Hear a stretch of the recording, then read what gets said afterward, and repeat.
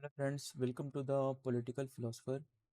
Friends, एक बार फिर से हम लोग आ चुके हैं अपने नए चैप्टर की तरफ, मार्क्सवाद की तरफ। ठीक है, जिसमें हमने पिछली वाले वीडियो सीरीज़ में, पिछले वाले लेक्चर में हमने समाजवाद पढ़ा था, सोशलिज्म को हमने स्टडी किया था। बट आज हम मार्क्सिज्म को पढ़ेंगे। ठीक है, मार्क्सिज्म में देखेंगे मार्क्सिज्म क्या होता है, मार्क्सिज्म की क्या क्या आइडियोलॉजी है। ठीक है, और मार्क्सिज्म के बाद हमारा जो नया टॉपिक स्टार्ट होगा, मार्क्सिज्म में ही हम पढ़ेंगे नियो मार्क्सिज्म को। ठीक है, यानी कि नव मार्क्सवाद को पढ़ेंगे।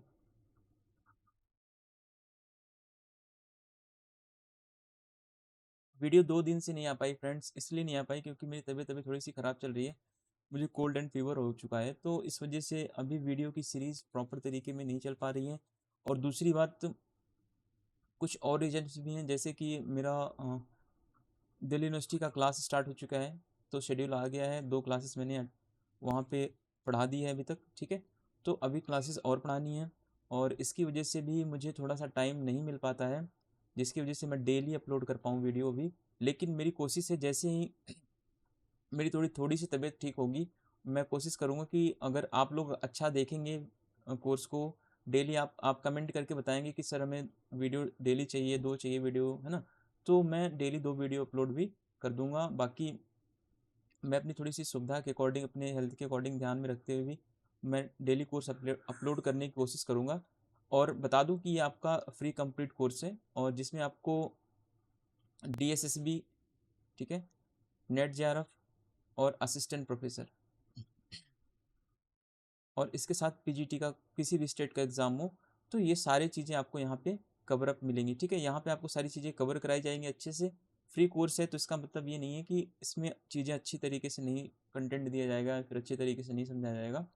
ठीक है, तो ऐसा कुछ भी नहीं है, ये फ्री फ्री कोर्स है। बट आप एक बार कंपैरिजन करें फ्री एंड पेड कोर्स से, फिर आपको पता चलेगा फ्री फ्री नहीं होता। ठीक है, हमेशा। तो रिक्वेस्ट है आप लोगों से, चैनल को सब्सक्राइब जरूर करें। और सब्सक्राइब वही लोग करें, रिक्वेस्ट करता हूं उनसे, जो लोग देखते हैं चैनल को। ठीक है, वे लोग सब्सक्राइब इसको ना करें जिनको इससे कोई लेना देना नहीं है पॉलिटिकल साइंस से। ठीक है, कभी कभी ये होता है कि कोई लोग प्रेशर में आके इसको सब्सक्राइब कर लेते हैं, बट मैं उनके लिए सजेस्ट नहीं करता हूँ। जिनका पॉलिटिकल साइंस से कोई रिलेशन नहीं है वो इनको सब्सक्राइब ना करें, क्योंकि इंटरेस्ट आपको नहीं तो इसको सब्सक्राइबर बढ़ाने से कोई फ़ायदा नहीं है मेरा। ठीक है, तो आज के टॉपिक में हम मार्क्सवाद पढ़ेंगे, और मार्क्सवाद में हम चर्चा करेंगे कि मार्क्सवाद क्या है, मार्क्सवाद को कितने पार्ट्स में हम डिवाइड करके पढ़ सकते हैं। तो इन सब चीज़ों को हम एक 50 स्लाइड्स के माध्यम से देखते हैं। चलिए, ठीक है, मार्क्सवाद देखते हैं, मार्क्सिज्म क्या है। मार्क्सवाद को बेसिकली हम 2 पार्ट में डिवाइड करेंगे। पहला तो हम क्लासिकल मार्क्सवाद करें, बनाएंगे इसको। ठीक है, क्लासिकल मार्क्सिज्म। दूसरा हम नियो मार्क्सिज्म करके पढ़ेंगे। ठीक है, 2 तरीके से मार्क्सवाद को डिवाइड करेंगे हम।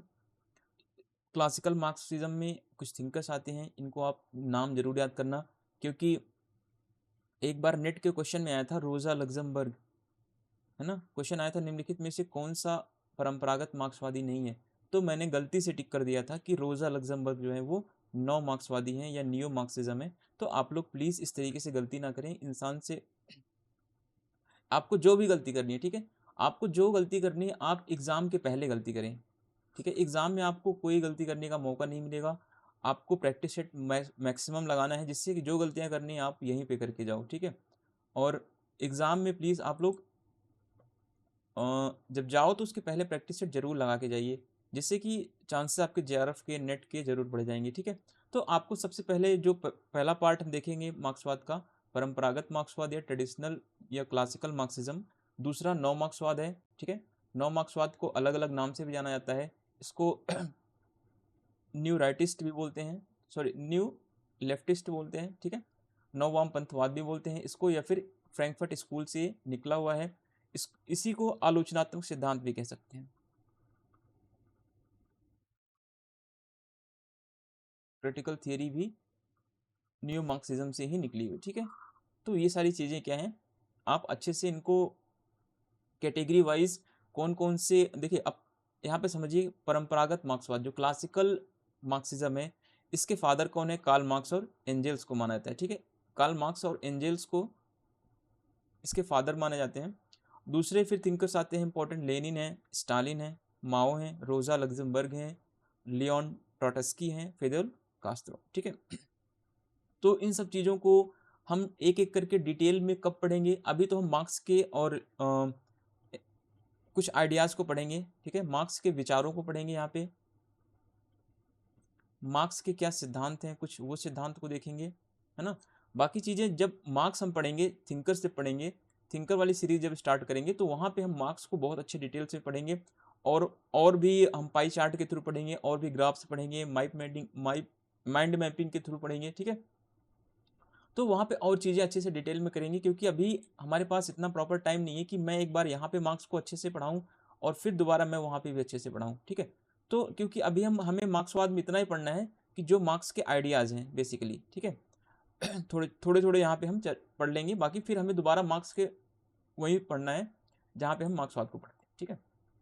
तो इन सब थिंकर्स को आप प्लीज़ याद रखें, ठीक है। लेनिन, स्टालिन, माओ, ये सब चीज़ें।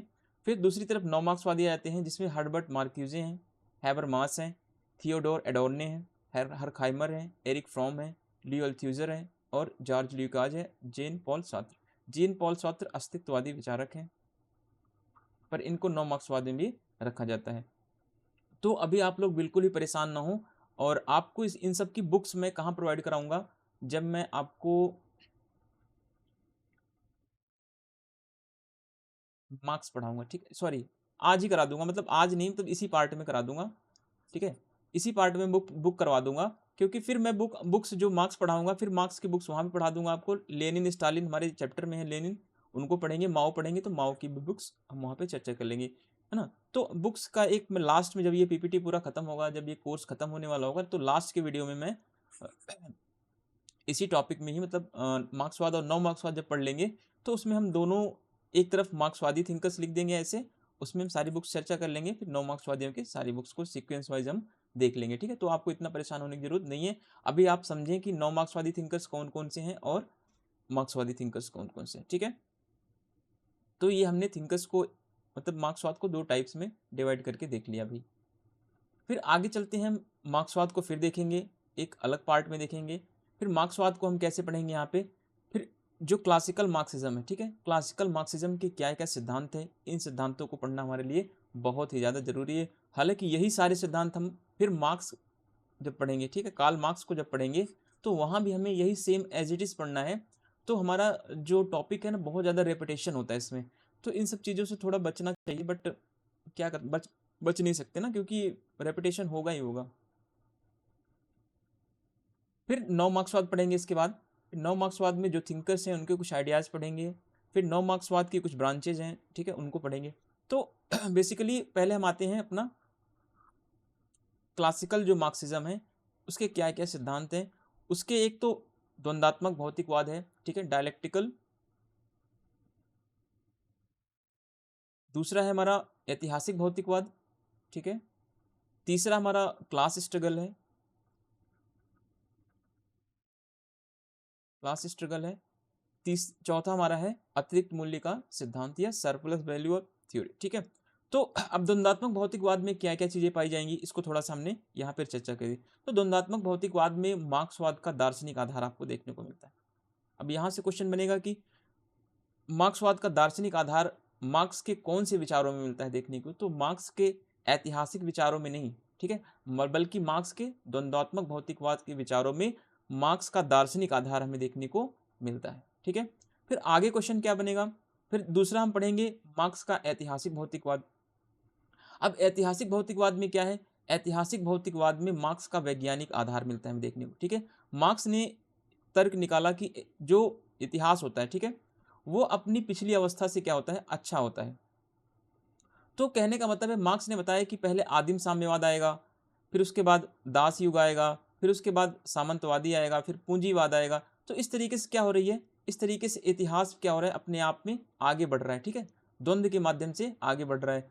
तो ये एक वैज्ञानिक तरीका था। और दूसरी तरीके से मार्क्स ने बताया कि जो भौतिकवादी तरीके से बताया द्वंद्वात्मक भौतिकवाद में कि भौतिक चीजों में क्या होता है, संघर्ष होता है, ठीक है, तो जिससे कि क्या होता है, समाज आगे बढ़ता है। फिर यहाँ पे नेक्स्ट जो हम पढ़ेंगे, वर्ग संघर्ष। वर्ग संघर्ष में समाज का इन्होंने वैज्ञानिक आधार बताया कि समाज में दो वर्ग होंगे, एक पूंजीपति होगा, दूसरा सर्वहारा होगा। यानी यहाँ पे हम कह सकते हैं एक शोषक वर्ग होगा, दूसरा सॉरी एक शोषक नहीं, एक शोषणकर्ता होगा, ऐसा कर सकते हैं, शोषणकर्ता होगा। दूसरा क्या होगा,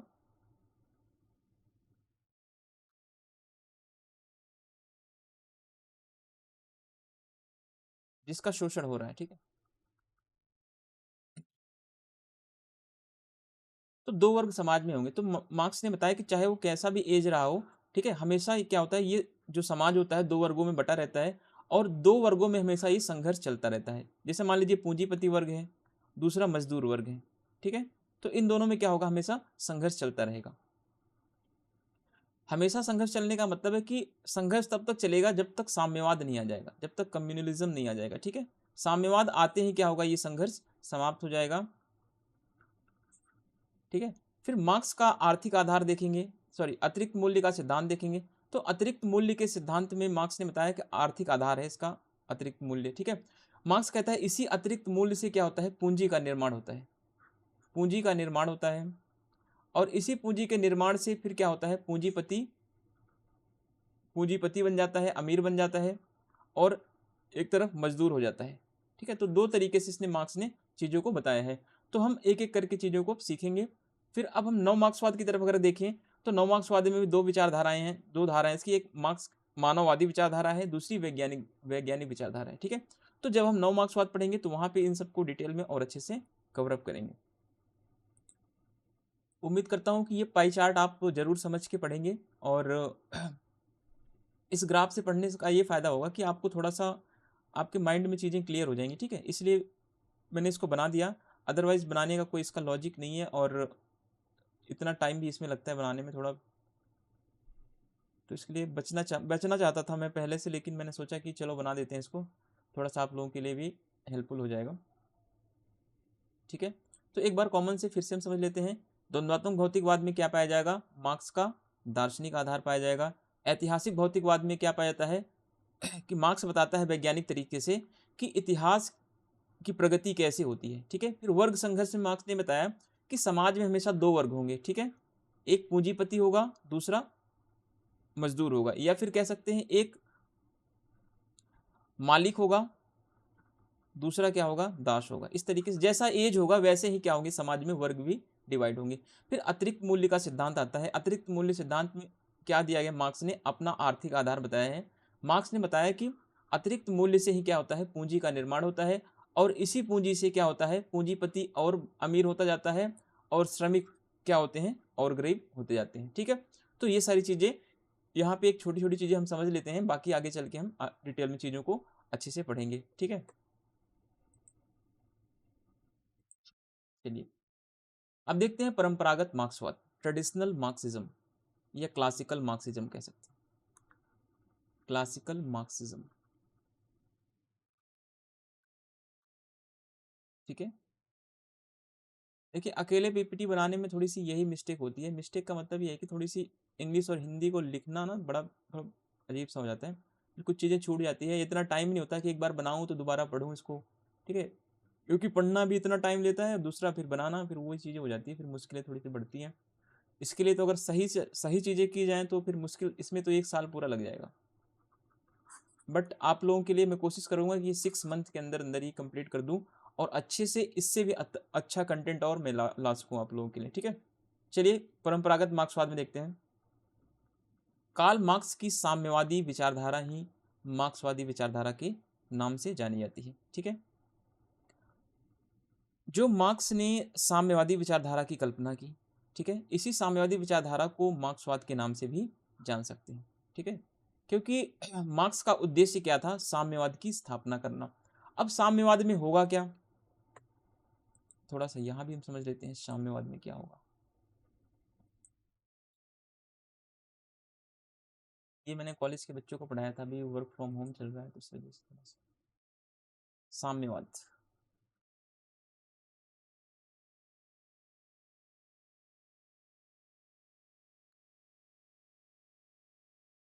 कम्युनलिज्म।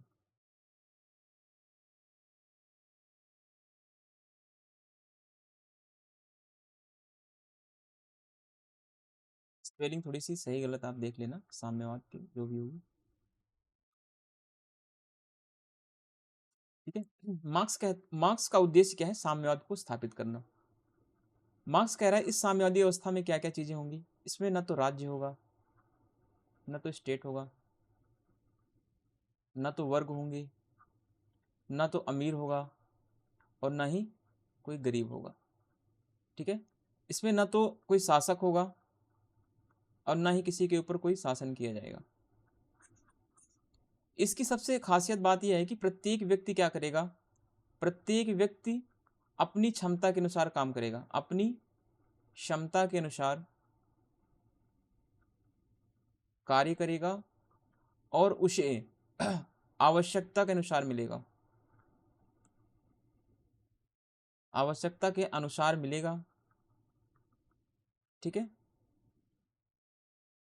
तो ये सारी चीजें साम्यवाद की स्थापना है। और फिर हम देखेंगे अब नेक्स्ट पॉइंट हमारा, मार्क्स एक समाजवादी विचारक थे। ठीक है, और यथार्थ पर आधारित समाजवादी विचारक के रूप में ये जाने जाते हैं। ठीक है, मार्क्स ने जो विचार दिया समाजवाद के ऊपर दिया, समाजवाद कैसे लाना है। ठीक है, तो इन सब चीज़ों को देखते हुए मार्क्स ने अपने यथार्थ को ध्यान में रखा। उसने देखा कि यूरोप में पूंजीपतियों का शोषण कैसे हो रहा है, एशिया में पूंजीपतियों के द्वारा शोषण, सॉरी, एशिया में पूंजीपतियों के द्वारा गरीबों का कैसे शोषण हो रहा है। ठीक है, तो इन सब चीज़ों को मार्क्स ने ध्यान में रखा और फिर उसने एक सिद्धांत बताया कि हम ऐसी अवस्था लाएंगे, हम एक ऐसी अवस्था की तरफ आगे बढ़ेंगे जहाँ पे ना तो राज्य होगा, ना तो पूंजीपति होंगे, ना ही कोई संपत्ति होगी। ठीक है, इस तरीके से चीज़ें उसने बताई कि जब साम्यवाद की अवस्था आएगी तो वहाँ पे ना तो कोई धर्म होगा, न राज्य होगा, न स्टेट होगा, न वर्ग संघर्ष होंगे, कुछ भी नहीं होगा वहाँ पे। ठीक है, एक तरीके से वो राम राज्य की कल्पना थी, कह सकते हैं। अब देखिए नेक्स्ट पॉइंट, सामाजिक राजनीतिक दर्शन में मार्क्सिज्म या मार्क्सवाद उत्पादन के साधनों पर सामाजिक स्वामित्व द्वारा वर्ग विहीन समाज की स्थापना के संकल्प की साम्यवादी विचारधारा है। अब यहाँ पे थोड़ा समझने की बात है हमें कि समाज में मार्क्स कह रहा है कि मार्क्स का उद्देश्य क्या है कि जो समाज में जो संसाधन होंगे, ठीक है,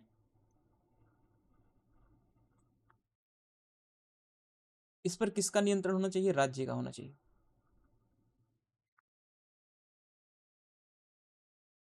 जैसे कि विनिमय, वितरण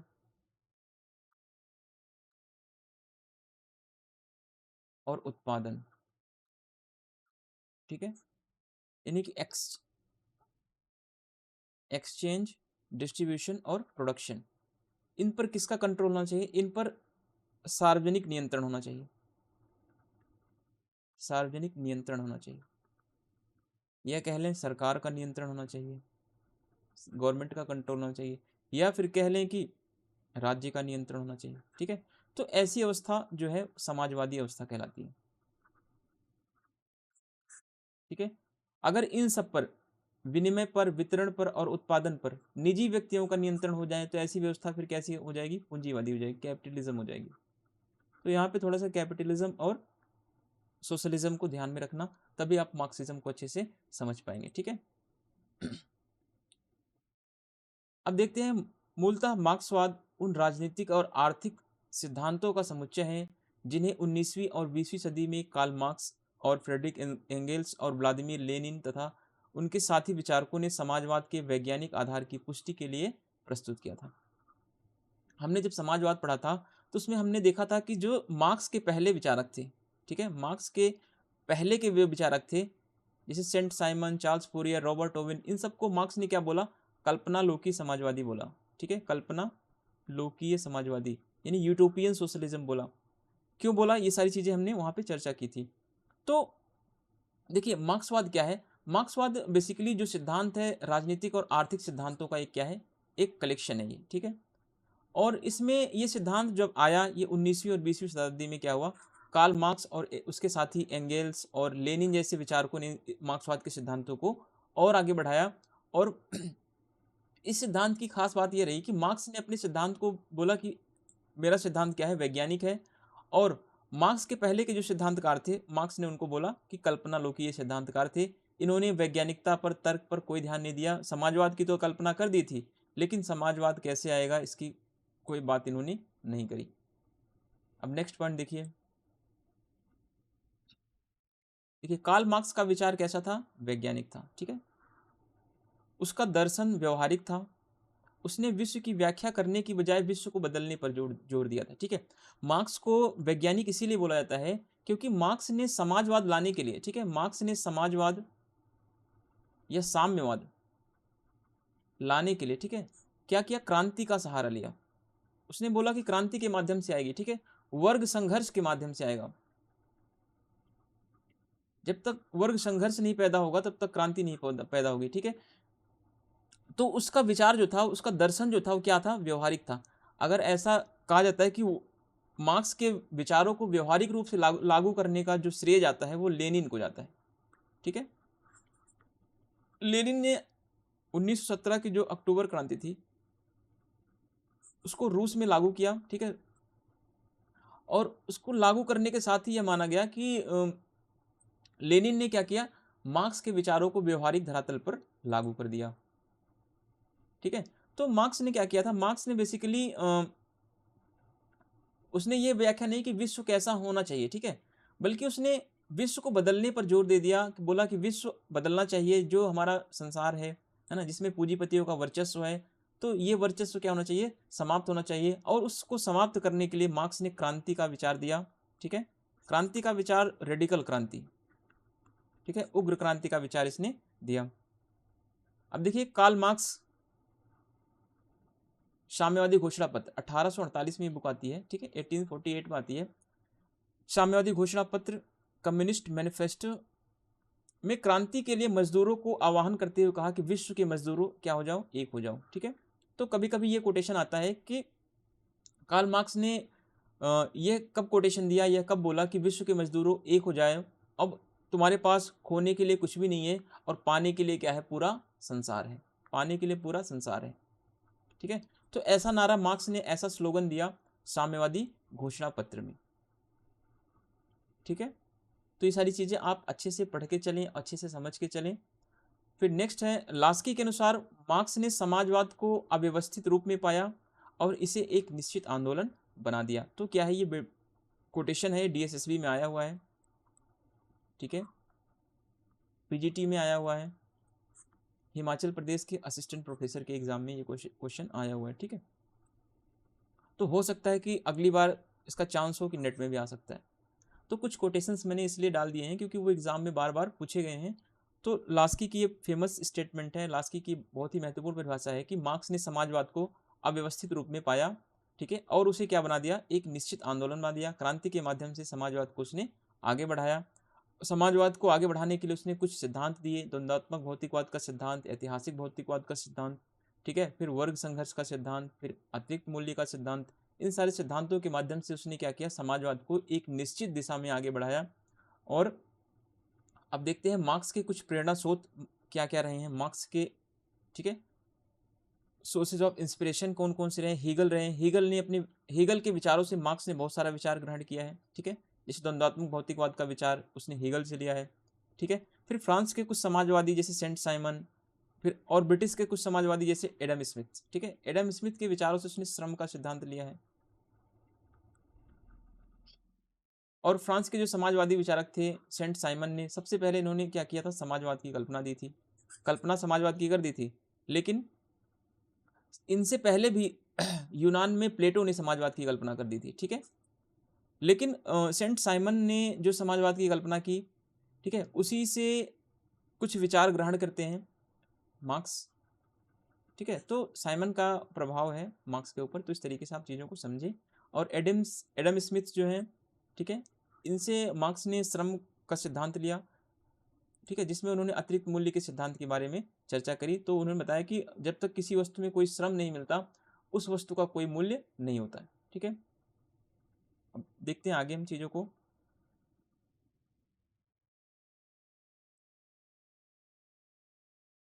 अब परंपरागत मार्क्सवाद या क्लासिकल मार्क्सवाद के क्लासिकल मार्क्सिज्म के कुछ अलग अलग सिद्धांत हैं, कुछ इसकी थियरीज हैं, जैसे बेसिकली द्वंद्वात्मक भौतिकवाद, ऐतिहासिक भौतिकवाद और वर्ग संघर्ष का सिद्धांत, अतिरिक्त मूल्य का सिद्धांत। यही क्या है, 4 मेन इसके मार्क्स के सिद्धांत हैं, ठीक है, क्लासिकल मार्क्सवाद के ये सिद्धांत है। तो इन्हीं सारे सिद्धांतों को अच्छे तरीके से हम पढ़ेंगे एक एक करके, और फिर समझेंगे कि इन सिद्धांतों का मार्क्स ने किस आधार पर व्याख्या की है, और समाजवाद को लाने में, साम्यवाद को लाने में मार्क्स के ये सिद्धांत किस तरीके से कारगर साबित होते हैं। तो देखते हैं हम आगे इसको। सबसे पहला हमारा द्वंद्वात्मक भौतिकवाद है, ठीक है, डायलेक्टिकल मटेरियलिज्म, ठीक है, यहाँ पे मैं लिख देता हूँ डायलेक्टिकल मटेरियलिज्म, द्वंद्वात्मक भौतिकवाद। यह क्या है, मार्क्स का बुनियादी सिद्धांत माना जाता है, ठीक है, यानी द्वंद्वात्मक भौतिकवाद का सिद्धांत मार्क्स ने लिया किससे, हीगल से लिया। अब हम चर्चा करेंगे, हीगल ने बोला कि द्वंद्व हमेशा चलता रहता है, ठीक है, द्वंद्व, हीगल ने बताया कि द्वंद्व जो है प्रत्यय के माध्यम से चलता है। प्रत्यय का मतलब होता है विचार, विचार यानी आइडियाज, ठीक है। हीगल कहता है कि द्वंद्व हमेशा प्रत्यय के माध्यम से, विचारों के माध्यम से होता है, और जो गलत विचार होते हैं वो समाप्त हो जाते हैं, और अच्छे विचार क्या होते हैं, आगे बढ़ते रहते हैं, है ना। इसी द्वंद्व के माध्यम से फिर क्या होगा, एक राष्ट्र राज्य का निर्माण होगा। लेकिन मार्क्स ने क्या बोला, मार्क्स ने हीगल के जो प्रत्यय का विचार था, ठीक है, हीगल के जो आइडियाज थे उनको नकार दिया, और बोला कि जो द्वंद्व होता है वो भौतिक पदार्थों में होता है, ठीक है, भौतिक पदार्थों में द्वंद्व होता है, और इसी द्वंद्व, भौतिक पदार्थों में द्वंद्व होने के कारण क्या होता है, समाज आगे बढ़ता है, और एक ऐसी अवस्था आएगी जब साम्यवाद का निर्माण हो जाएगा, इसी द्वंद्व के चलते हुए, ठीक है। अब देखते हैं आगे। अब देखिए, द्वंद्वात्मक भौतिकवाद क्या है, यह समाज को समझने का एक पद्धति है, ठीक है, कि समाज का विकास कैसे हुआ, समाज में क्या क्या चीजें परिवर्तित हुई, ठीक है, इन सब चीजों से, द्वंद्वात्मक भौतिकवाद के माध्यम से इन सब चीजों को हम समझ सकते हैं कि अब इसके अनुसार समाज क्या है, एक एकीकृत इकाई है। द्वंद्वात्मक भौतिकवाद कहता है कि समाज क्या है, एक यूनिफाइड एक यूनिट है ये, ठीक है, एक इंटीग्रेटेड यूनिट है ये। इसके विभिन्न पहलू क्या होते हैं, एक दूसरे से संबंधित होते हैं। यानी कि मार्क्स कहना चाहता है कि समाज क्या होता है, एक जैसा बना होता है, ठीक है, और इसके अलग अलग पहलू क्या होते हैं, एक दूसरे से जुड़े रहते हैं, ठीक है। इसके अलावा मानव समाज निरंतर परिवर्तनशील है और प्रगति की ओर अग्रसर रहता है। तो मार्क्स बता रहा है कि द्वंद्वात्मक भौतिकवाद के माध्यम से कि जो मानव का समाज होता है वो निरंतर क्या होता है, प्रगतिशील रहता है, ठीक है, ये जो है कॉन्स्टेंटली चेंजिंग मोड में रहता है, और ये आगे की तरफ हमेशा प्रोग्रेसिव रहता है, ठीक है, ये हमेशा आगे की तरफ हमेशा बढ़ता जाएगा। आप देखेंगे कि मार्क्स ने बताया कि पहले आदिम साम्यवाद आया, ठीक है, पहले आदिम साम्यवाद आया, फिर दास प्रथा आया, फिर सामंतवाद आया, फिर पूंजीवाद आएगा, पूंजीवाद आया, फिर पूंजी के बाद समाजवाद आएगा, या फिर साम्यवाद आएगा, है ना। तो क्या हो रही है, चीजें आगे बढ़ रही है ना धीरे धीरे, जैसे जैसे उत्पादन के तरीकों में परिवर्तन आ रहा है, जैसे जैसे अर्थव्यवस्था बदल रही है, वैसे वैसे समाज का स्वरूप भी बदल रहा है। तो मार्क्स कहता है कि समाज हमेशा क्या होगा, परिवर्तनशील रहेगा, लेकिन एक ऐसी स्थिति आएगी जब क्या होगा, जब द्वंद्व समाप्त हो जाएगा और अंतिम अवस्था आ जाएगी, कौन सी अवस्था, कम्युनलिज्म की आ जाएगी, या फिर साम्यवाद की अवस्था आ जाएगी।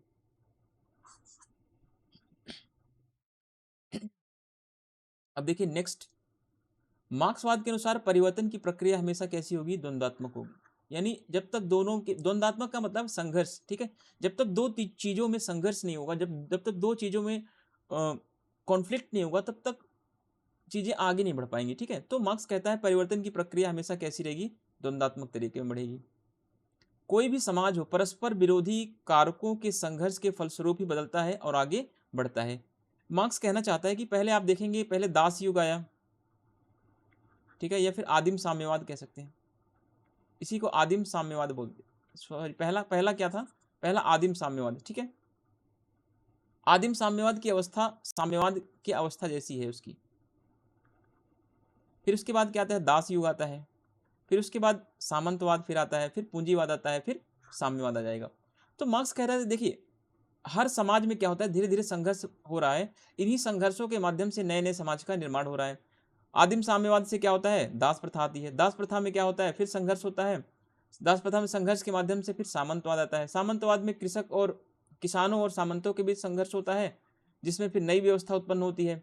पूंजीवाद, पूंजीवाद में क्या होगा, पूंजीवाद में पूंजीपति और श्रमिक मजदूरों के बीच संघर्ष होगा, जिसमें पूंजीवाद समाप्त हो जाएगा और नई व्यवस्था आएगी, साम्यवाद। तो साम्यवाद में मार्क्स ने कहा कि इसके बाद कोई व्यवस्था नहीं आएगी, क्योंकि यहाँ पे ना तो पूंजीपति होंगे, ना ही कोई संघर्ष का स्थान होगा। ठीक है, अब देखिए मार्क्स ने द्वंद्ववाद को हीगल से ग्रहण किया, ये चीजें आपको सीखनी है। ठीक है, हीगल से उसने डायलेक्टिकल फॉर्म को एक्सेप्ट किया है, और हीगल के अनुसार परिवर्तन कैसे आता है, विचारों के द्वारा निर्धारित होता है। अब आपको यहाँ पे दो चीजें समझनी है, एक तो हीगल को आपको समझना है, हीगल कह रहा है समाज में परिवर्तन कैसे आता है, विचारों के द्वारा आता है, लेकिन मार्क्स ने हीगल के इस विचारों, इस प्रत्यय के आइडियाज को क्या करता है, वो नकार देता है। ठीक है, तभी तो वो कहता है मैंने हीगल के विचारों को सिर के बल खड़े पाया, और मैंने उसको क्या कर दिया, पैरों के बल, पैरों के सहारे फिर खड़ा कर दिया, सीधा कर दिया मैंने। क्योंकि वो कहता है कि मार्क्स कहता है हीगल का विचार क्या था, उल्टा था, और मैंने उसको क्या कर दिया, सीधा कर दिया। ठीक है, कैसे सीधा किया, इसका मतलब ये हुआ कि हीगल ने बताया कि समाज का विकास कैसे होता है, द्वंद्वात्मक माध्यम से तो होता है, ठीक है, लेकिन समाज का विकास हीगल ने बताया कि वो विचारों के द्वंद्व के माध्यम से होता है, विचारों में द्वंद्व होता है। तो इसको मार्क्स ने क्या कर दिया, नकार दिया, बोला कि ये बेकार है, ये उल्टा है। उसने बताया कि विचारों में द्वंद्व नहीं होता, बल्कि द्वंद्व होता है भौतिक पदार्थों में, भौतिक पदार्थों में द्वंद्व होता है, और इसी द्वंद्व के माध्यम से समाज आगे बढ़ता है। तो इसीलिए कहा जाता है कि हीगल ने बोला, सॉरी, इसीलिए कहा जाता है कि मार्क्स ने हीगल के विचारों को क्या कर दिया, सीधा खड़ा कर दिया। क्लियर है? देखिए हीगल कह रहा है, हीगल के अनुसार परिवर्तन जो होता है विचारों के द्वारा निर्धारित होता है, विचारों का अपना स्वतंत्र अस्तित्व होता है, वे भौतिक परिस्थितियों पर निर्भर नहीं होते। ठीक है, अब यहां से क्वेश्चन हीगल के ऊपर यह बन जाए, हीगल के अनुसार परिवर्तन कैसे आता है, तो पहला पॉइंट आपका विचारों के द्वारा आता है। ठीक है, हीगल के अनुसार दूसरा पॉइंट अगर दे देगा क्वेश्चन में, हीगल के अनुसार विचार कैसे होते हैं, विचारों का अपना स्वतंत्र अस्तित्व होता है। क्या बात सही है? बिल्कुल सही है, करेक्ट वे में। ठीक है, अब नेक्स्ट पॉइंट आ जाएगा, हीगल के अनुसार विचार जो है भौतिक परिस्थितियों पर निर्भर होते हैं, तो नहीं, भौतिक परिस्थितियों पर विचार जो है निर्भर नहीं होते हैं, ऐसा हीगल का मानना है। ठीक है, तो हीगल कहता है कि विचार स्वतंत्र होते हैं और वह भौतिक परिस्थितियों पर निर्भर नहीं करते हैं। तो ये सारी चीजें आप अच्छे से समझते हुए चलें, अगर आप रटने की कोशिश करेंगे तो आपको समझ में नहीं आएगा। मैं उम्मीद करता हूं कि आपने अगर थोड़ा बहुत भी हीगल और मार्क्स को कभी पढ़ा होगा तो चीज़ें आपको समझ में आ रही होंगी, है ना। बाकी जब हम हीगल को पढ़ेंगे तो वहाँ पे और अच्छे से समझेंगे चीज़ों को। अब देखिए हीगल ने क्या बोला, मैं आपको एक बार समझा देता हूँ, फिर आपको अच्छे से और समझ में आ जाएगा हीगल और मार्क्स में क्या थोड़ा सा। एक तरफ हीगल को लिख लेते हैं, दूसरी तरफ मार्क्स को। ठीक है, दोनों ने द्वंद्वात्मक का विचार दोनों ने दिया है। लेकिन क्वेश्चन आएगा द्वंद्वात्मक विचार कहाँ से लिया है मार्क्स ने, तो हीगल से लिया है। ठीक है, तो हीगल ने क्या बताया, हीगल ने बताया कि जो समाज का विकास होता है ना, जो विकास होगा वो विचारों के माध्यम से होगा। किसके माध्यम से? विचारों के माध्यम से।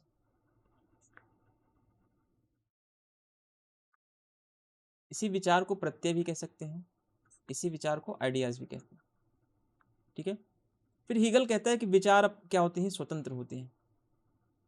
विचार जो है किसी के ऊपर या किसी पर डिपेंड नहीं होते। ठीक है, नेक्स्ट पॉइंट हीगल बताता है विचार भौतिक परिस्थितियों पर निर्भर नहीं होते।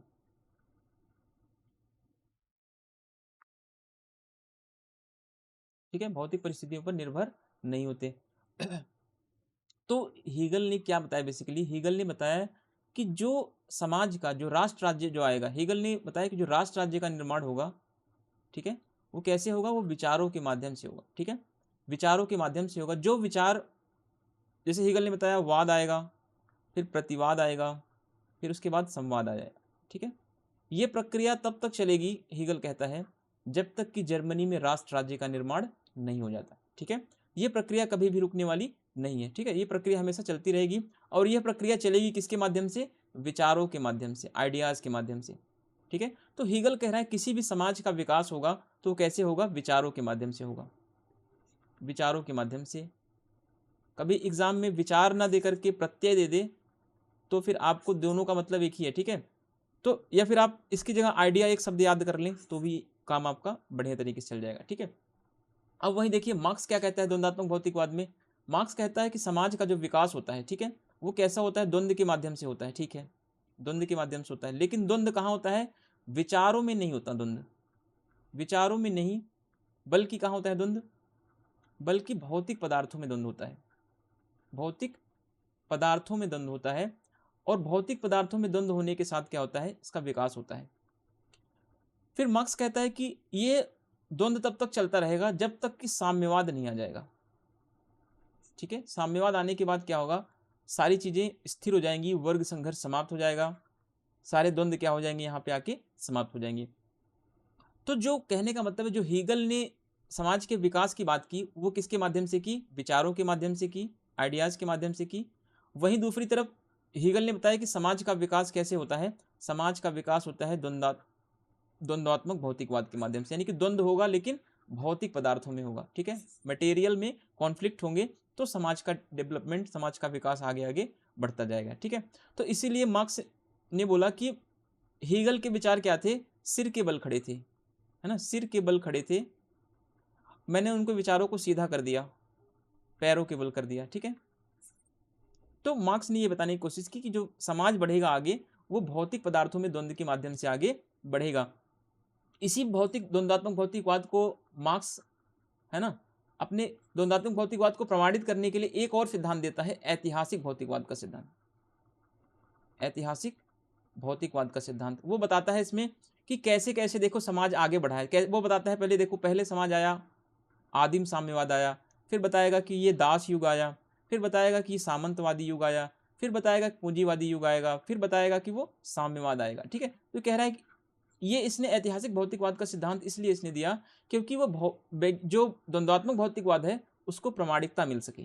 ठीक है, तो कहने का मतलब आप समझते चलें और बेसिक चीज़ों को अच्छे से आप रियलाइज़ करें। अगर आपको एक बार में चीज़ें समझ में नहीं आ रही तो जाहिर सी बात है कि आपका कॉन्सेप्ट बिल्कुल क्लियर नहीं है, तो आपको एक दो बार वीडियो को जरूर देखें और चीज़ों को समझें।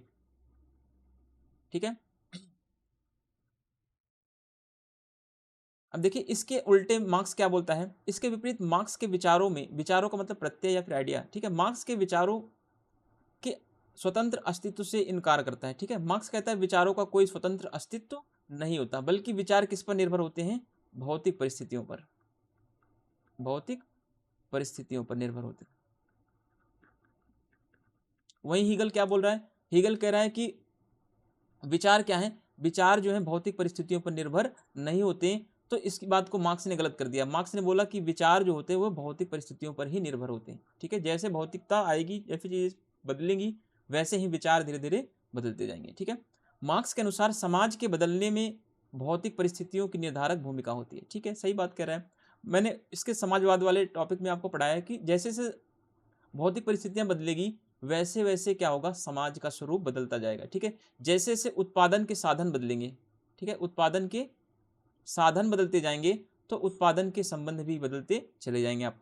ठीक है, अब इसमें देखिए, इसमें इनमें उत्पादन प्रणाली का सर्वाधिक महत्वपूर्ण स्थान होता है।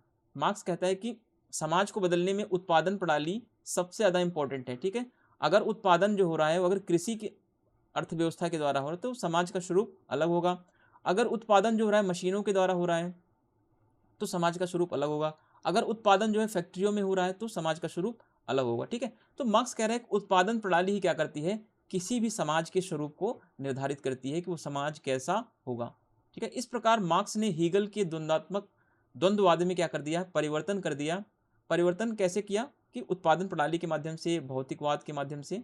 ठीक है, इसीलिए कहता है कि इस आधार पर उन्होंने सिर के बल खड़े हीगल के द्वंद्ववाद को सीधा करने का दावा किया मार्क्स ने।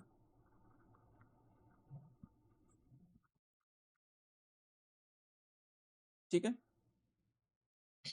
अब देखिए, एक मैंने अपनी तरफ से एक चीजें बनाई है कि जिससे कि आप इतना पढ़ने के बाद आपको चीजें आसानी से थोड़ी सी समझ में आए कि द्वंद्वात्मक भौतिकवाद को समझने का एक आसान सा तरीका क्या है।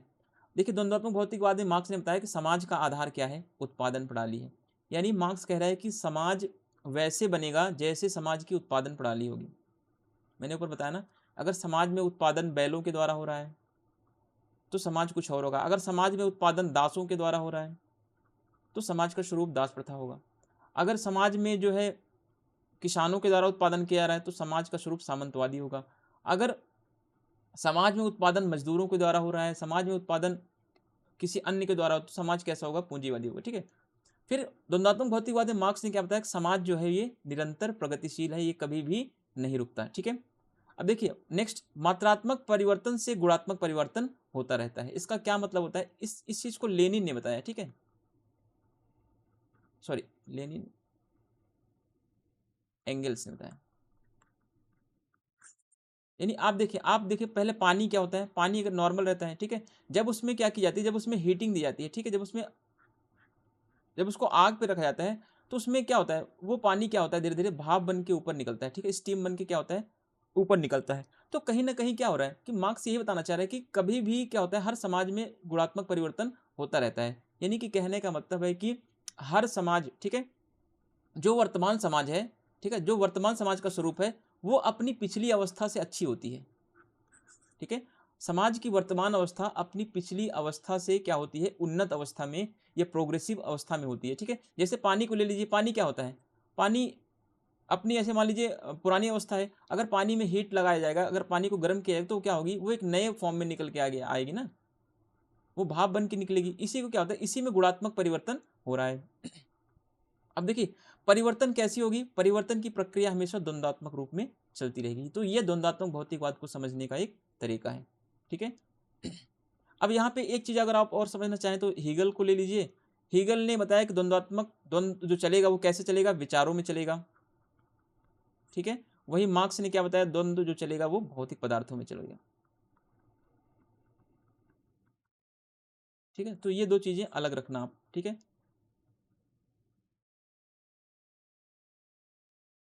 अब देखिए द्वंद्वात्मक भौतिकवाद हमने पढ़ लिया। अब इसी द्वंद्वात्मक भौतिकवाद को प्रामाणिकता देने के लिए, यानी इसको वैज्ञानिक तरीके से बताने के लिए मार्क्स ने एक और सिद्धांत दिया जिसको बोला जाता है ऐतिहासिक भौतिकवाद। ठीक है, हिस्टोरिकल मटेरियलिज्म।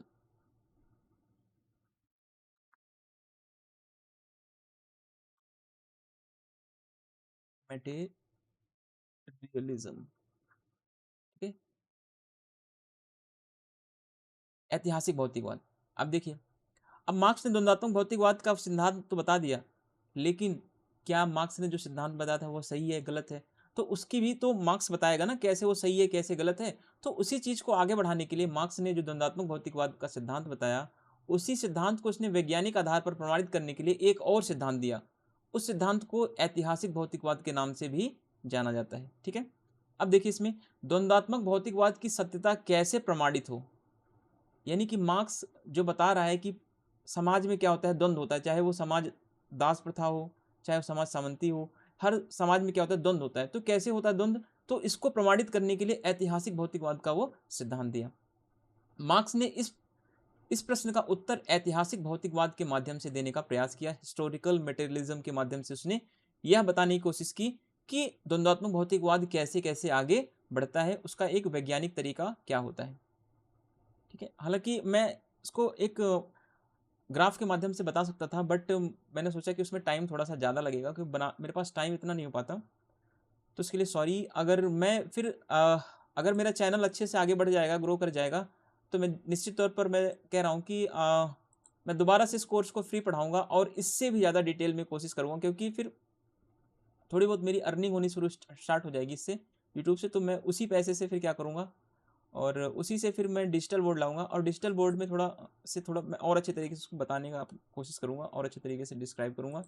अभी इसमें इतना पॉसिबल नहीं हो पाता चीज़ों को, बट इसमें आपको पेड कोर्सेज ज़्यादा मैं प्रॉमिस करता हूँ। इसमें आपको किसी भी कोचिंग में इतना नहीं पढ़ाया जाएगा, क्योंकि कोचिंग का उद्देश्य क्या होता है? Crash course, crash course. ठीक है, तो हम क्रैश कोर्स नहीं पढ़ रहे हैं, हम चीज़ों को डिटेल में पढ़ रहे हैं, हम चीज़ों को सीख रहे हैं। तो आप कभी भी ये मत सोचना कि मैं आपको कोचिंग पढ़ा रहा हूँ या फिर मैं आपको कुछ और चीज़ें क्रैश के उसके थ्रू आपका कोर्स कंप्लीट करा रहा हूँ, या मैं आपको नेट JRF पास कराने के लिए पढ़ा रहा हूँ। नहीं, मैं आपको सिखाने की कोशिश कर रहा हूँ। जब आप चीज़ों को सीख जाएंगे तो नेट JRF ही नहीं, आप दुनिया का कोई भी एग्जाम जो पॉलिटिकल साइंस संबंधित होगा वो सारा आप पास कर जाएंगे। ठीक है, तो आप पहले चीज़ों को सीखें, उसके बाद आप एग्जाम में अपेयर हो। ठीक है। अब देखिए ये सिद्धांत ऐतिहासिक भौतिकवाद का सिद्धांत देखिए, यह मानव इतिहास को समझने में द्वंद्वात्मक भौतिकवाद की पद्धति का भी प्रयोग करता है। यानी जो ऐतिहासिक भौतिकवाद है, ठीक है, यह किसका प्रयोग करता है? द्वंद्वात्मक भौतिकवाद का प्रयोग करता है।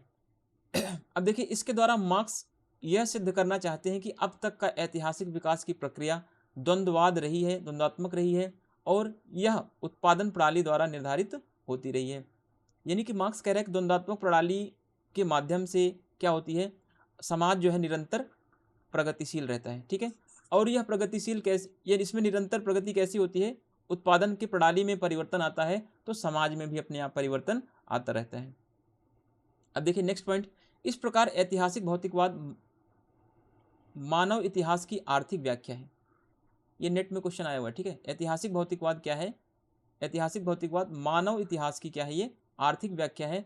यानी कि मार्क्स इसमें बताता है कि मानव के इतिहास का विकास कैसे हुआ, मानव कैसे कैसे अपना विकास करता है, ठीक है, किस तरीके से करता है, क्या भौतिक परिस्थितियों में परिवर्तन आने से मानव का विकास आगे बढ़ता है, या फिर किसी अन्य कारण से मानव का विकास या मानव का इतिहास आगे बढ़ता है। तो मार्क्स ने बताया कि मानव का इतिहास जो आगे बढ़ता है वो कैसे बढ़ता है? भौतिक परिस्थितियों में परिवर्तन आता है ना।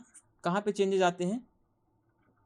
मटेरियलिज्म में चेंजेस आता है, तभी क्या होता है, हिस्ट्री अपने आप आगे बढ़ती रहती है, ठीक है। इसमें यह भी स्पष्ट होता है, इससे यह भी स्पष्ट होता है कि ऐतिहासिक विकास क्या होता है? निरंतर प्रगति की ओर अग्रसर है। इसीलिए कहा जाता है कि मार्क्स ने बोला कि वर्तमान जो प्रणाली होती है, ठीक है, वर्तमान प्रणाली जो होती है वो अपने इतिहास से क्या होती है? उन्नत अवस्था में होती है। यानी जो इतिहास की प्रणाली रही है उससे अच्छी व्यवस्था आने वाली व्यवस्था होगी, ठीक है। जैसे अभी मान लीजिए पूंजीवाद चल रहा है, ठीक है, पूंजीवाद जो है वो सामंतवाद से अच्छी व्यवस्था रही है, ऐसा मार्क्स का मानना है। मार्क्स इसलिए कहता है ना कि जो वर्तमान में व्यवस्था है वो क्या है? अपनी पिछली अवस्था से उन्नत अवस्था में होती है हमेशा। आप पानी को ले लीजिए, पानी को देखिए, अगर पानी को हीट करेंगे तो क्या होगी? वो वाष्प में बदल जाएगी, ठीक है, वो भाप में बदल के ऊपर निकलेगी। तो कहीं ना कहीं क्या होता है, उसमें एक नया चेंज आता है।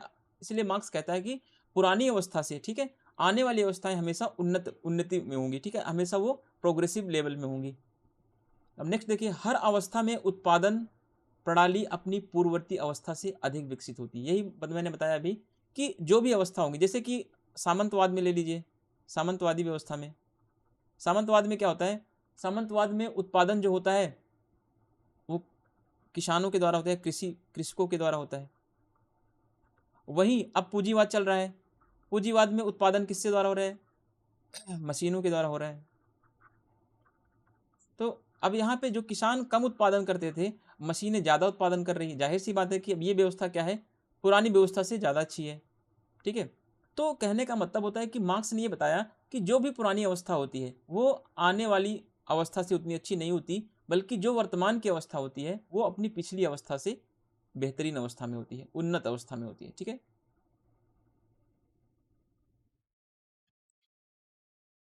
नेक्स्ट देखिए, इसमें मार्क्सवाद के अंतर्गत ऐतिहासिक भौतिकवाद को द्वंद्वात्मक भौतिकवाद के पूरक के सिद्धांत के रूप में मान्यता दी जाती है। क्या यह क्वेश्चन सही है?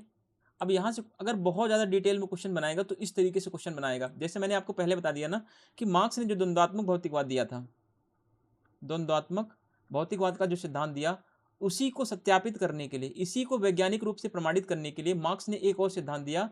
क्या? ऐतिहासिक भौतिकवाद का सिद्धांत, ऐतिहासिक भौतिकवाद का सिद्धांत। तो कह सकते हैं कि ऐतिहासिक भौतिकवाद का सिद्धांत क्या है? द्वंद्वात्मक भौतिकवाद का पूरक सिद्धांत माना जाता है। माना जाता है कि नहीं माना जाता? बिल्कुल सही बात है। तो इस तरीके से क्वेश्चन कथन और कारण में, रीजन असर्शन में क्वेश्चन पूछता है। तो आप इन सब चीज़ों को अच्छे से समझें। जब तक आप समझेंगे नहीं तब तक आप रटते जाएंगे चीज़ों को, ठीक है। द्वंद्वात्मक भौतिकवाद क्या होता है, ऐतिहासिक भौतिकवाद क्या होता है, इन सब चीज़ों को आप रटते जाएंगे, ठीक है। देखिए, द्वंद्वात्मक भौतिकवाद में मार्क्स ने क्या दिया? दार्शनिक आधार। जैसे जैसे कोई फिलोसफर होता है वो क्या बता देता है कि फिलोसफर में कोई तर्क नहीं, मतलब कोई तार्किक बात नहीं होती, ठीक है। फिलोसफर के बातों में एक वो कल्पनाएं होती हैं जिसमें हम तर्क नहीं कर सकते दर्शन पे, ठीक है। वहीं जब ये वैज्ञानिक रूप में आ जाएगी चीज़ें, जब सत्यता के रूप में, जब तर्क प्रमाणित हो जाएंगी तो ये वैज्ञानिक हो जाएगा। तो कहने का मतलब है कि जो ऐतिहासिक भौतिकवाद का सिद्धांत है वो वैज्ञानिकता पर आधारित है, ये कह सकते हैं, ठीक है। वहीं द्वंद्वात्मक भौतिकवाद क्या है? दर्शन पर आधारित है। दर्शन का मतलब मार्क्स ने एक विचार दिया कि ऐसी ऐसी चीज़ें आगे बढ़ रही हैं। तो सब ने क्वेश्चन उठाया, भाई तुमने तो ऐसा बोल दिया, कैसे बढ़ रही है बताओ मुझे। तो उसने कहा ठीक है मैं बताता हूँ। बताने के लिए उसने एक और सिद्धांत दे दिया, क्या? ऐतिहासिक भौतिकवाद। उसने बताया कि भाई देखो कैसे कैसे समाज आगे बढ़ रहा है। देखो उसने बताया कि इस तरीके से समाज आगे बढ़ता है। पहले एशियाई अवस्था या आदिम साम्यवाद आएगा जिसमें ये सारी चीज़ें होंगी। फिर कह रहा है फिर दास युग आया, दास युग में ये सारी चीज़ें हुई। फिर कह रहा है फिर सामंतवादी व्यवस्था आई, फिर इसमें ये हुआ। फिर कह रहा है पूंजीवादी अवस्था आई, फिर इसमें ये होगा। फिर कह रहा है लास्ट में एक अवस्था और आएगी, साम्यवाद। ठीक है, तो इस तरीके से उसने प्रमाणित कर दिया कि देखो इस एज में ये बातें हुई, ये बातें हुई, ये बातें हुई। ठीक है, फिर उसने बताया फिर सामंतवाद में ये हुआ, सामंत भूमि के मालिक थे, ये सारे थे। ठीक है, फिर पूंजीवाद में भाप का इंजन आया, ये सारी चीज़ें आई। इससे क्या हुआ, स्थिति और बेहतर होती गई। लेकिन क्या हुआ, यही यही तो मार्क्स का ऐतिहासिक भौतिकवाद है ना। ऐतिहासिक भौतिकवाद का सिद्धांत यही तो है मार्क्स का।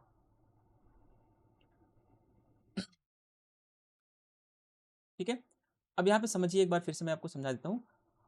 मार्क्सवाद के अंतर्गत ऐतिहासिक भौतिकवाद को द्वंद्वात्मक भौतिकवाद के पूरक के सिद्धांत के रूप में मान्यता दी जाती है। तो बिल्कुल सही बात है। अगर आपको ऐतिहासिक भौतिकवाद, द्वंद्वात्मक भौतिकवाद अभी भी नहीं समझ में आ रहा है तो मैं रिक्वेस्ट करता हूँ आगे बढ़ने से पहले वीडियो को दोबारा से देखें, और जब तक चीज़ें आपसे क्लियर नहीं होंगी तब तक आप एक बार मुझसे फिर पूछ लें। अगर आपको तब भी वीडियो में भी नहीं क्लियर हो रही तो आप के लिए इतनी फैसिलिटी मैं प्रोवाइड कर रहा हूँ, आप मुझे 8882868707 पर कॉल करके भी पूछ सकते हैं। ठीक है, क्योंकि हर समय मैं पढ़ाता नहीं हूँ। हाँ, कॉल मैं रिसीव कर लेता हूँ। अगर मैं रिसीव नहीं कर पाऊँगा तो आप मुझे मैसेज, व्हाट्सएप पे मैसेज कर देंगे। मैं मुझे जब भी फ्री टाइम होगा मैं आपको कॉल पे रिप्लाई दे दूंगा उसका। ठीक है, या फिर मैसेज में रिप्लाई दे दूंगा, तो आपके जो भी डाउट्स होंगे पढ़ते टाइम वो क्लियर हो जाएंगे। अब नेक्स्ट पॉइंट देखिए, ऐतिहासिक भौतिकवाद। इसे इतिहास की आर्थिक व्याख्या या इतिहास की भौतिकवादी व्याख्या भी कहा जाता है। इसी का अलग अलग नाम है। ठीक है, मटेरियलिज्म या मटेरियलिस्ट इंटरप्रिटेशन ऑफ हिस्ट्री या इकोनॉमिक इंटरप्रिटेशन ऑफ हिस्ट्री, इसे बोला जाता है। किसको? ऐतिहासिक भौतिकवाद को।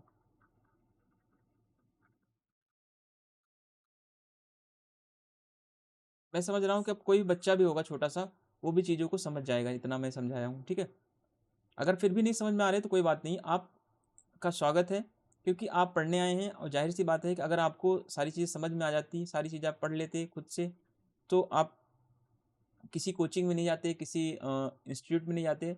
तो हर किसी के पास जो है सारा ज्ञान नहीं होता, मेरे पास भी पूरा ज्ञान नहीं होता, है ना। और कोई भी व्यक्ति इस धरती पर कभी भी पूर्ण ज्ञान का दावा नहीं कर सकता। ठीक है, जब आप उत्तर आधुनिकतावाद पढ़ेंगे तो वहाँ पे आपको सारी चीज़ें और अच्छे से सीखने को मिलेगी कि पूर्ण ज्ञान का दावा क्या हो सकता है। ठीक है, अब देखिए जहाँ द्वंद्वात्मक भौतिकवाद मार्क्सवाद का दार्शनिक आधार, अब यहाँ पे समझिए ना, मैंने बताया ना मार्क्स द्वंद्वात्मक भौतिकवाद क्या है, मार्क्सवाद का दार्शनिक आधार है। थोड़ा सा मैं आपको यहाँ पे थोड़ा कलर चेंज कर दूँ। ठीक है, द्वंद्वात्मक भौतिकवाद क्या है, मार्क्सवाद का दार्शनिक आधार है। तो वही ऐतिहासिक भौतिकवाद क्या है बताओ, तो वही ऐतिहासिक भौतिकवाद क्या है, उसका अनुभव मूलक आधार है। यानी ऐतिहासिक भौतिकवाद के माध्यम से उसने अनुभव किया। और अनुभव कब आता है, जब आप वैज्ञानिक तर्क पे लाते हैं ना। अब दार्शनिक आधार में क्या होती है, कल्पनाएं होती हैं। वही अनुभव कब आता है, जब आप वैज्ञानिकता लाते हैं, जब आप तर्क की बात करते हैं। देखिए जब उसने अनुभव कब लिया, जब उसने यहाँ पे स्टडी किया तो उसको क्या हुआ, अनुभव हुआ कि ऐसे समाज आगे बढ़ रहा है। तो ये क्या हुआ, तो ये विकास की जो अवस्था आगे बढ़ रही है, इसी को मार्क्स ने क्या बोला कि यह ऐतिहासिक भौतिकवाद है। यही ऐतिहासिक भौतिकवाद किस पर आधारित है, उसका अनुभववाद पर आधारित है। तो ये बात आप समझिए अच्छे तरीके से। ठीक है, एक बार फिर से हम समझते हैं इन चीज़ों को हटा के। मेरा उद्देश्य ये है कि जब तक आपको चीज़ें अच्छे से समझ में ना आए, तब तक मैं खुद बार बार आपको समझाने की कोशिश करता हूँ। हो सकता है इस वाले मेथड से आपको ना समझ में आया हो। ठीक है, देखिए फिर से देखिए यहाँ पे ये सब क्वेश्चन बनते हैं डायरेक्ट। ठीक है, यहाँ से क्वेश्चन उठ के बनता है कि कथन और कारण में ऐसे दे देगा, ए आर दे देगा। ठीक है, अब कह रहा है क्वेश्चन में जहाँ द्वंद्वात्मक भौतिकवाद मार्क्स का क्या है, दार्शनिक आधार है, या फिर दे देगा द्वंद्वात्मक भौतिकवाद का आधार जो है मार्क्स का दार्शनिक आधार है। बात सही है बिल्कुल। तो वहीं दूसरी तरफ क्या है, ऐतिहासिक भौतिकवाद क्या है, ऐतिहासिक भौतिकवाद जो है वो मार्क्स के वैज्ञानिकता पर आधारित है, या फिर आप कह लें मार्क्स के अनुभव पर आधारित है। ठीक है, या फिर आप कह लें मार्क्स के तर्क पर आधारित है। सारी बातें क्या हैं, सारी बातें एक ही हैं। ठीक है, तो इन सब चीज़ों को आप अच्छे से समझिए। अब देखिए मार्क्स ने ऐतिहासिक विकास को 5 अवस्थाओं में बांटा हुआ है। कहीं कहीं किसी बुक में आपको 4 अवस्थाएं मिलेंगी, कहीं कहीं आपको 5 अवस्थाएं मिलेंगी। ठीक है, 4 अवस्थाएं 5 अवस्थाएं इसलिए बता रहा हूं मैं, किसी किसी बुक में 4 अवस्था दी है पूंजीवादी तक, क्योंकि मार्क्स ने पूंजीवाद तक अनुभव किया है, मार्क्स ने साम्यवाद की कल्पना की है। ठीक है, साम्यवाद लाना उसका उद्देश्य था, साम्यवाद वो ला नहीं पाया है, तो इसलिए किसी कोई कोई थिंकर्स में ये ऐड नहीं होती है, बट आपको ओपी गाबा में ये चीज़ें मिल जाएंगी। ठीक है, तो और जैसे कि 5 अवस्थाओं की बात ओपी गाबा में मिल जाएंगी आपको, 5 अवस्थाओं की बात आपको राजेश मिश्रा की बुक में मिल जाएंगी। बुक नहीं, वो गाइड है एक तरीके से। ठीक है, फिर आपको 5 अवस्थाओं की बात जो है वो ज्ञान सिंह संधू सर की बुक आती है कि उसमें मिल जाएगी। तो आप ऑथेंटिक बुक में आप देखें, जहाँ से आपको कभी चैलेंज भी करना पड़े तो अभी आप पीछे ना हटें। ठीक है, एक बार टाइम को देखना पड़ेगा कितना टाइम एक्सटेंड हो चुका है, उसी के अकॉर्डिंग क्लास को हम रोकेंगे। ठीक है, तो क्लास का टाइम 55 मिनट का हो चुका है। तो फ्रेंड्स, अब हम मार्क्स ने जो ऐतिहासिक विकास को 5 अवस्थाओं में डिवाइड किया, तो उसको हम अगली क्लास में पढ़ेंगे। क्लास थोड़ी सी बड़ी होने वाली है, ये 5-6 पार्ट में जाएगी। ठीक है, तो बहुत सारे पार्ट्स को हमने डिवाइड करके रखा हुआ है, तो ये सारी चीज़ें हम आगे पढ़ते जाएंगे, और आगे पढ़ने के लिए थोड़ा सा हमें वेट करना पड़ेगा। 2-3 वीडियो में हम सारी चीज़ों को कवर कर लेंगे। अब कोशिश करूँगा कि वीडियो को ज़्यादा बड़ा बनाऊँ, 1 घंटे से 1.25 घंटे का बनाऊँ, जिससे कि आप लोग का एक ही टॉपिक में कवर हो जाए, एक ही क्लास में थोड़ा सा चीज़ों को जल्दी मैनेज कर सकूँ मैं। ठीक है, तो ये मेरा फ्री कंप्लीट कोर्स है, प्लीज़ आप इसको लाइक करें, सब्सक्राइब करें और शेयर कर दें, है ना। तो आप लोग कमेंट करके ज़रूर बताएं क्या चीज़ें आपको समझ में आई, क्या चीज़ें नहीं समझ में आई। ठीक है, जब भी मैं उसको और सुधार कर पाऊँगा उसमें, क्योंकि हर व्यक्ति को अपनी चीज़ें अच्छी लगती हैं।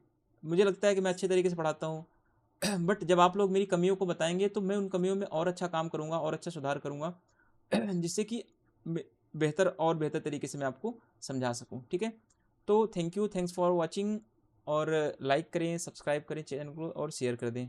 ठीक है।